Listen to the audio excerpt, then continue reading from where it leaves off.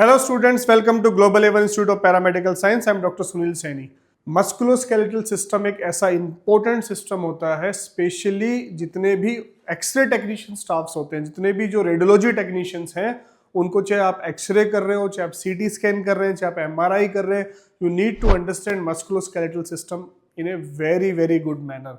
जितने भी ट्रॉमास के केसेस होते हैं, जितने भी ऑर्थोपेडिक्स की ओपीडी चलती है, जितनी भी मस्कुलोस्केलेटल्स की ओपीडी चलती है, उसके अंदर सबसे कॉमन किसी भी हॉस्पिटल में, छोटे से छोटे क्लिनिक के अंदर, छोटे से छोटे अस्पताल के अंदर एक डिपार्टमेंट हमेशा चल रहा होता है, दैट इज रेडियोलॉजी। और उसमें एक्सरे सबसे इंपॉर्टेंट होता है कि एक्सरे बहुत ही कॉमनली कराया जाता है और ये गली गली के अंदर एक्सरे सेंटर्स मिल जाते हैं और हर छोटे से छोटे क्लिनिक और छोटे से छोटे हॉस्पिटल के अंदर एक्सरे डिपार्टमेंट में एक्सरे हमेशा बहुत कॉमनली होते रहते हैं। आने वाले ओपीडीज पेशेंट में अगर हम बोलें कि मोस्ट कॉमन कोई रेडियोलॉजिकल इन्वेस्टिगेशन क्या होती है, तो most commonly radiological investigation x-ray होती है। तो इसलिए एक्सरे टेक्नीशियन की हमेशा डिमांड रहती है, किसी हॉस्पिटल के अंदर क्लिनिक्स में एक्सरे टेक्नीशियन चाहिए ही चाहिए। अब एक्सरे टेक्नीशियन हो या फिर ओटी टेक्नीशियन हो, इवन जर्नल भी जो हमारे स्टूडेंट्स हैं जो नर्सिंग के लिए कर रहे हैं, ओटी टेक्नीशियन के लिए कर रहे हैं, लैब टेक्नीशियन के लिए कर, उनको भी मस्कुलोस्केलेटल सिस्टम की स्टडी होनी चाहिए, स्पेशली नर्सिंग को भी। तो आज हम लोग डिस्कस करने वाले मस्कुलोस्केलेटल सिस्टम में स्केलेटन, मस्कुलोस्केलेटल सिस्टम यानी कि मसल्स और बाकी सॉफ्ट टिश्यूज भी इसके अंदर आते हैं, जैसे लिगामेंट्स आते हैं, टेंडन्स आते हैं, कार्टिलेज आते हैं, मेनिस्कस आते हैं, उन सब के बारे में हम लोग डिस्कशन करेंगे। आज हम लोग जो इसका सेकंड पार्ट है मस्कुलो एंड स्केलेटन, स्केलेटन के बारे में पढ़ेंगे कि स्केलेटन की एक ब्रीफ सी स्टडी करेंगे, ताकि सारे के सारे स्टूडेंट जो अभी पैरामेडिकल में उनको भी इसमें हेल्प मिलेगी, और जो पैरामेडिकल कर चुके हैं स्पेशली रेडियो के अंदर, ओटी टेक्नीशियन, नर्सिंग के अंदर, उनका रिविजन भी हो जाएगा कि किस तरीके से हमारा पूरा का पूरा स्केलेटल सिस्टम डिवाइड है। और अगर कोई नॉरसेट की तैयारी कर रहा है नर्सिंग के अंदर, या फिर कोई आगे की तैयारी कर रहा है, किसी को इंटर एग्जाम्स देने होते हैं, तो उसके अंदर भी इसकी एमसीक्यूज क्वेश्चंस पूछे जाते हैं। तो we will go slow by slow and 2 to 3 sittings के अंदर हम मस्कुलोस्केलेटल सिस्टम को कवर करेंगे। So this is our human skeleton, ये हमारा स्केलेटन है, ये हमारी जितनी भी लैब्स होती है उसके अंदर रहता है। हमारे ओटी टेक्नीशियंस को हम लोग जब स्टडी कराते हैं, हमारी सारी की सारी ओपीडीज के अंदर, स्पेशली ऑर्थोपेडिक्स की ओपीडीज के अंदर, हमारी स्किल लैब के अंदर, right now we are in our skill lab, हम स्किल लैब के अंदर है।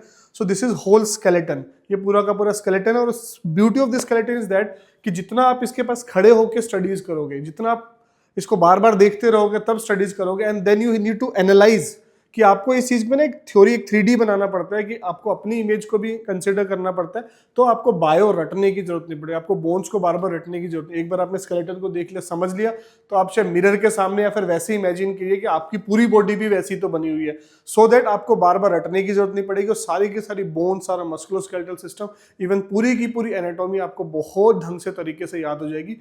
और याद रखना स्टूडेंट्स की anatomy, physiology, biochemistry is the base. ये आपको चाहे किसी भी फील्ड में आप पैरामेडिकल के अंदर है, वो आपको हमेशा हेल्प करने वाली है। तो we will study about the skeletal system. Skeletal system को ब्रॉडली 2 पार्ट में डिवाइड किया जाता है, one is called axial system and another is appendicular system. तो जो सेंटर की तरफ है पूरा का पूरा, that is the axial system, यानी कि जहां पे हमारे क्रेनियम आ जाएगा, पेरिनियल पार्ट, उसके बाद हमारी स्पाइन पूरी की पूरी आ जाएगी, हमारे सैक्रम आ जाएगा। दैट पार्ट जो सेंट्रल का पार्ट है हमारा पूरा का पूरा, that part is our axial skeleton. और इसके इवन द ट्रंक, और इसके साथ में जो हमारे अपेंडिसेस ऐड हो गए, यानी कि मेरा पूरा अपर आर्म और नीचे में मेरा लोअर आर्म जो इंक्लूड हो जाता है, that is your appendicular system की अपेंडिसेस है हमारी। तो बेसिकली अगर हम किसी के ह्यूमरस को, यहाँ से पूरे अपर लिम्ब को हटा दें, अगर लोअर लिम्ब को हटा दें, तो हम सिर्फ इतना ट्रंक और मेरा हेड बच जाएगा। सो इसलिए इसको सिस्टम को 2 पार्ट में डिवाइड करके समझना है। There is axial system and there is appendicular system. तो इनकी बोन्स भी अलग अलग तरीके से होती है। तो हमने 2 पार्ट में कैसे डिवाइड किया, axial and appendicular. Similarly musculoskeletal system में स्केलेटल को हम बोन्स को और क्लासिफाई कर सकते हैं, long bones and small bones. So these are the long bones, ये सारी लॉन्ग बोन्स है। इसी तरीके से रिस्ट के अंदर देखेंगे तो small bones are there. Okay, there are some important bones that को flat bones, like clavicle bone. Clavicle bone हमारी फ्लैट बोन में आती है। इसी तरीके से पटेला, जो हमारा पटेला है, one of the flat bone के अंदर आता है। और इसी तरीके से एक्स्ट्रा बोन्स होते हैं जिसको कहते हैं सेसेमोइड बोन्स। अगर आप अपने थंब के पास देखोगे, अपने टो के पास देखो, तो आप एक्सरे में देखोगे they are small bones, that is called sesamoid bones. अब इनकी इंपॉर्टेंस इनफैक्ट नी के पीछे भी होता है। अब इस सेसेमोइड बोन की इंपॉर्टेंस और सिग्निफिकेंस क्या हो, कई बार आप एक्सरे कर रहे हो और आप टेक्निकल, आपसे कोई, आपने अपना एक्सरे डिपार्टमेंट खोल रखा है, आपने अपना एक्सरे सेंटर खोल रखा है, आपसे कोई एक्सरे कराने आ गया, या फिर उस समय रेडियोलॉजिस्ट नहीं हो, कई बार पेशेंट हमेशा पूछते हैं कि ये मेरे पैर का एक्सरे क्या, इसके अंदर या अंगूठे के पास क्या दिख रहा है। तो अगर आपको नॉलेज ही नहीं तो कहेंगे हाँ ये फ्रैक्चर हो गया, लेकिन वो फ्रैक्चर नहीं है। अंगूठे के पास में वो सेसेमोइड बोन और एक्स्ट्रा बोन से जो नॉर्मली प्रेजेंट होती है।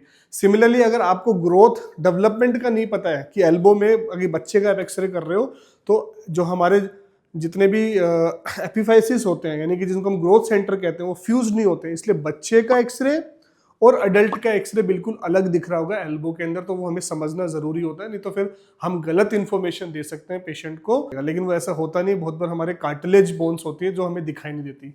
सो इसलिए we need to understand this. इसलिए जितने भी एक्सरे टेक्नीशियन उनको स्केलेटल सिस्टम को बहुत प्रॉपर तरीके से समझना होता है, क्योंकि एक बेसिक है, ये बेसिक है पूरा का पूरा, ब्रेड एंड बटर जो सबसे ज्यादा कॉमनली आप परफॉर्म करने वाले हो वही है। So there is axial system, there is appendicular system, then we have classified into long bones and small bones, flat bones and sesamoid bones। तो sesamoid bones हमारे थंब पे और हमारे टो के पास में भी होती है और हमारे नी के पीछे भी sesamoid bones होती है। These are the extra bones जो आपको बिल्कुल ध्यान रखना है। अब अगर हम पूरे इसको डिवाइड करें, आज ब्रॉडली बात करेंगे, दिस इज द स्कल, ये पूरा का पूरा स्कल होता है हमारा। Now here is the mandible, ये फेशियल बोन्स हो गए सारे के सारे, skull, facial bones and mandible. इसमें हम पीएनएस जब करते हैं, पीएनएस एक्सरे में करना होता है, तो ऐसे में आपको स्ट्रक्चर्स का पता होना चाहिए, बोन्स का पता होना चाहिए। हम कई बार स्कल का एक्सरे करते हैं, हम मैंडिबल का एक्सरे करते हैं, हम TM joint, temporo mandibular joint, this is the temporal bone, temporo और मैंडिबल इनके बीच में ज्वाइंट्स होता है। कई बार यहाँ पेन रहता है पेशेंट को तो डॉक्टर को स्पेशल एक्सरे कराता है, टीएम ज्वाइंट एक्सरेज। इसी तरीके से डेंटल एक्सरेज में ओपीजी आता है, तो वो डेंटल एक्सरे करते हैं उसमें ओपीजी आता है, तो that also you need to understand. So this is the axial part. Now coming to down, this is our whole spine, ये हमारी पूरी की पूरी स्पाइन है। अगर हम पीछे की तरफ से देखेंगे तो you can see here, this is our spine, cervical spine, dorsal spine, lumbar spine and here is a sacrum. So cervical spine में बीजा सीइंग फ्रॉम पोस्टीरियर पार्ट है, इसके पीछे वाला हिस्सा देख रहे हैं। Cervical spine 7 vertebrae, dorsal spine जिसको हम थोरेसिक स्पाइन भी कहते हैं, वी हैव 12 वर्टिब्रेज, और यहाँ पे हमारी लंबर स्पाइन विच है 5 vertebrae, and lastly we have sacrum which has fused vertebrae 5, और लास्ट में हमारे कॉक्सिक्स होता है। नाउ सर्वाइकल स्पाइन जहाँ से खत्म होता है वहां से डोर्सल स्पाइन स्टार्ट हो जाता है। तो how you will recognise that our ribs, our 12 pair of ribs जो होती है वो हमारी T1 या जिसको D1 भी कह सकते हैं, डोर्सल या थोरेसिक स्पाइन से स्टार्ट होता है। It ends at T12, T12 पे एंड हो जाएगा, इसलिए इन लास्ट 2 रिब्स को क्या कहते हैं, फ्लोटिंग रिब्स, और वहां से हमारा लंबर स्पाइन स्टार्ट हो जाएगा। तो अगर कैलकुलेट करना हो, आपको पॉइंट आउट करना हो कि हम कौन सी उस पे हैं, इस तरीके से आप इसको कैलकुलेट कर सकते हैं।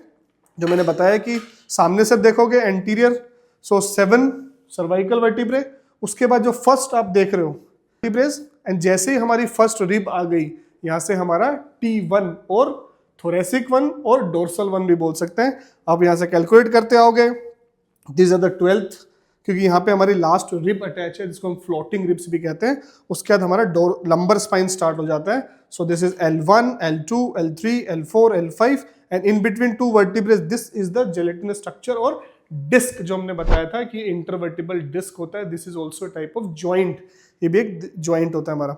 Now coming to so cervical spine, dorsal spine, lumbar spine and sacrum which is the part of axial skeleton, and finally we have the trunk, हमारा दिस वाला पार्ट जैसे चेस्ट पार्ट। तो चेस्ट में what we have sternum in the front, sternum देखोगे front में sternum होती है।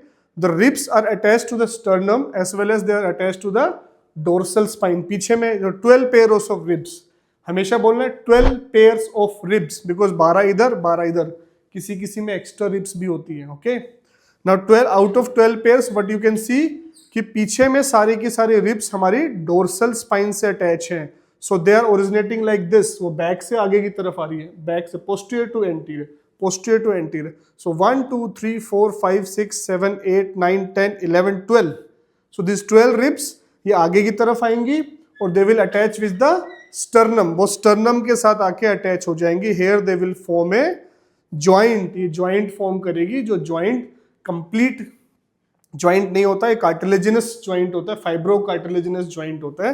Students this is about the axial skeleton. तो आप एक्सियल स्केलेटन को पूरा थोरोली समझें कि वहां पे स्कल है, हमारी स्पाइन है, then we have a chest, ये हमको एक्सियल स्केलेटन के अंदर कंसीडर करते हैं। वीडियो को लाइक करें, चैनल को सब्सक्राइब करें। जो भी पैरामेडिकल के स्टूडेंट्स हैं जो कर चुके हैं और पैरामेडिकल में भी हैं और फील्ड में काम भी कर रहे हैं, उन सबको जरूर चैनल का लिंक भेजें ताकि सबको बेस्ट बेनिफिट हो सके। यहाँ पे जितनी भी इन्फॉर्मेशन है वो most of the time doctors के थ्रू दी जा रही है और जेन्युइन रिसेंट इन्फॉर्मेशन, जिससे आपकी खुद की आपकी पर्सनल ग्रोथ भी होगी, आपकी प्रोफेशनल ग्रोथ भी होगी। तो चैनल को जरूर सब्सक्राइब करें, वीडियो को लाइक करें व शेयर करें। और नेक्स्ट वीडियो में मैं बताने वाला हूँ पार्ट 2 के अंदर what is your appendicular system. Thank you.